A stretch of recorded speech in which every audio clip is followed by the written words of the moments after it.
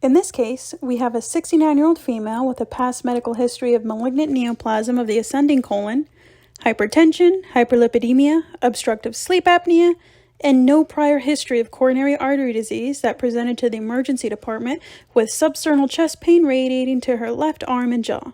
She rated her pain as an 8 out of 10, and it was severe enough to wake her up from sleep. She had had her first cycle of chemotherapy with the FOLFOX regimen, which consisted of leucovorin, oxaliplatin, and fluorouracil 2 days prior to presenting to the ED.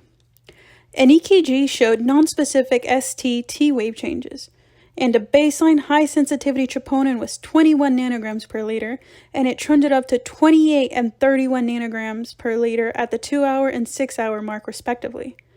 The patient was started on a heparin drip along with aspirin, metoprolol, a high-intensity statin, nitroglycerin, and morphine.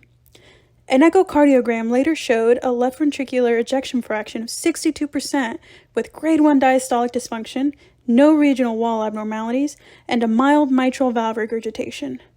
A left heart cath was performed, and it showed right dominant coronary anatomy without evidence of atherosclerotic disease. Her chest pain was suspected to be related to coronary vasospasms secondary to her chemotherapy agent, and so the 5-fluorouracil was discontinued and the metoprolol was switched to diltiazem therapy. Now more about 5-fluorouracil. It is approved for the treatment of gastric, pancreatic, breast, and colorectal adenocarcinomas. While the most common adverse effect is diarrhea, cardiotoxicity, including angina, myocardial infarction, and heart failure, have been reported. 5-fluorouracil was first reported to cause coronary vasospasms in 2010.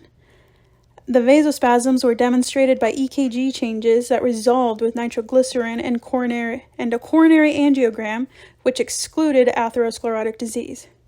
But it is important to note that cardiotoxicity can manifest as chest pain with or without electrocardiographic signs of myocardial ischemia.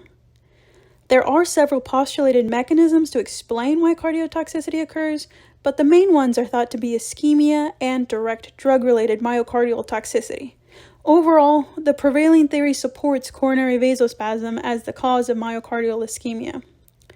So treatment basically consists of stopping the 5-fluorouracil to address the cardiotoxicity and the use of nitrates or calcium channel blockers for the vasospasms.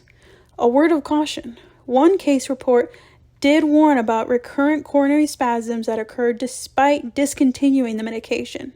In our case, the patient did not have any further episodes of chest pain, and so the use of calcium channel blockers in the treatment and prevention of coronary vasospasm related to 5-fluorouracil is supported.